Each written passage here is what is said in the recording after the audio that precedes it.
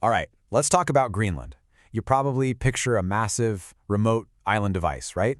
And you're not wrong, but its history is just incredible.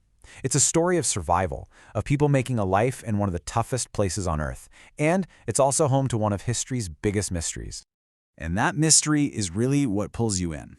Imagine this, a thriving European society, Vikings no less, living in the Arctic for almost 500 years. They had farms, churches, the whole shebang. And then, poof, they just vanished. So what on earth happened to them? That's what we're going to dig into today. Okay, so here's our game plan. We'll start at the very beginning, with the first people to ever live there. Then we'll jump to the Vikings on the ice. After that, we tackle the big one, the Great Disappearance. We'll see how a kingdom returned, and finally, look at how Greenland became the modern nation it is today. Let's get started.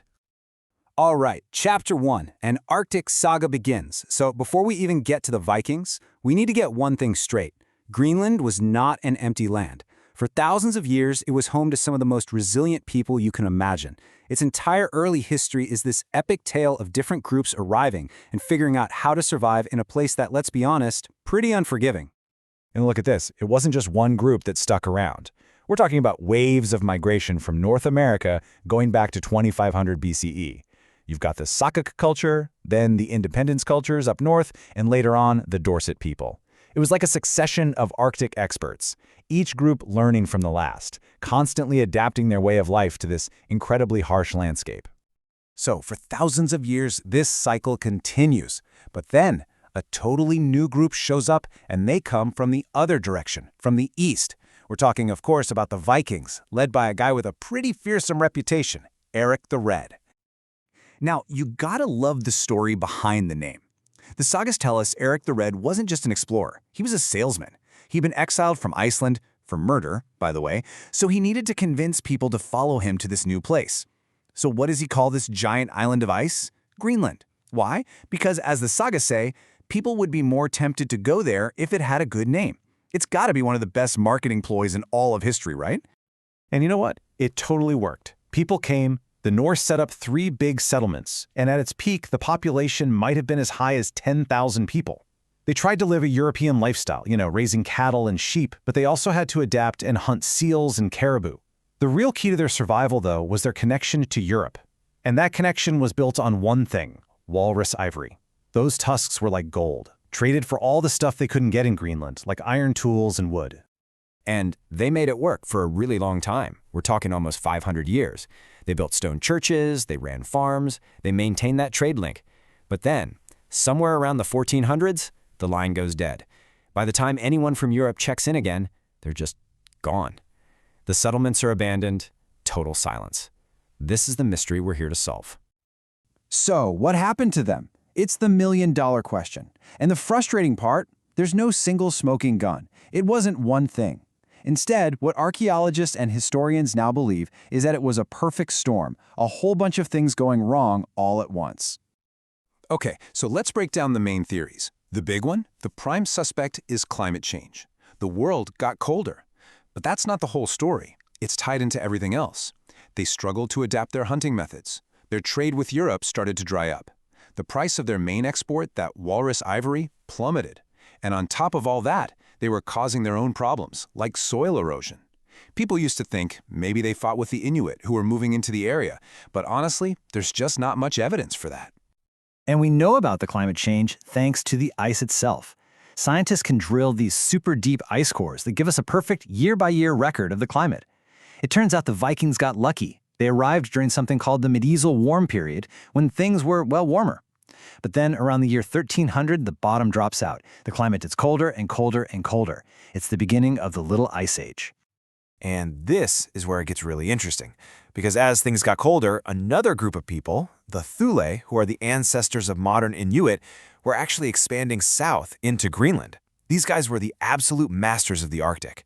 They had technology the Norse didn't, like kayaks for sea hunting. Their entire culture was built for this environment. The Norse, on the other hand, were still trying to be European farmers. Sure, they started eating way more seals, like their diet went from 20% seafood to 80%, but they never really learned the local tricks of the trade. Their whole way of life just wasn't built for the new, colder reality. And then there's this final, chilling account.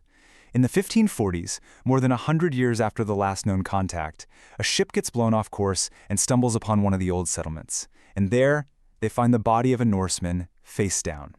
The report says he was still wearing his hood and good clothes made of wool and sealskin.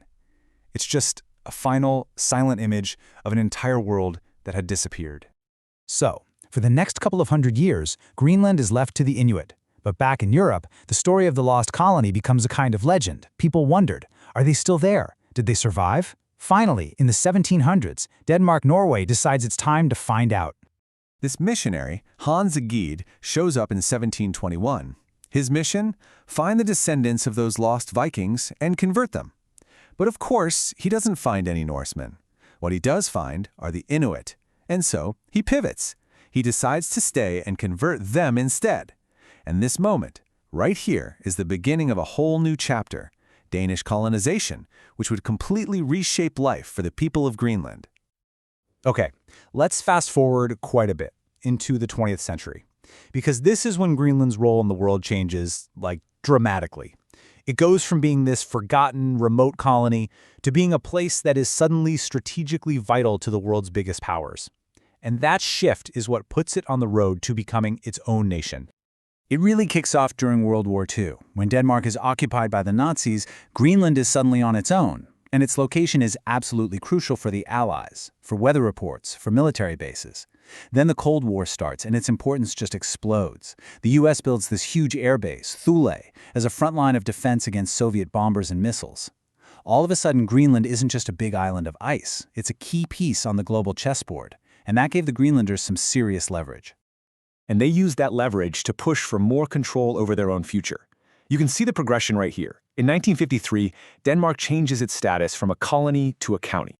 It's a start, but not enough. So they keep pushing, and in 1979, they get home rule, which is a huge deal. Then, in 85, they actually vote to leave what would become the EU, mostly to protect their fishing industry.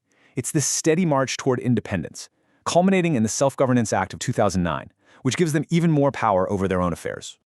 And that brings us right up to today. You know, it's funny, if you look back, Greenland's story has always been about two things: the climate and its relationship with the rest of the world. And right now, both of those things are in overdrive. The ice is melting, which could expose valuable minerals and open up new shipping routes. And because of that, all the big global powers are suddenly very, very interested in Greenland again. It makes you wonder, what's the next chapter in this incredible saga going to be? That really is the question that's going to define Greenland's future. Hey, if you found this story as fascinating as I do, you should definitely check out our Quick Country Histories playlist for more. And of course, if you want more explainers like this one, make sure you subscribe to Notebook Summaries. Thanks so much for watching.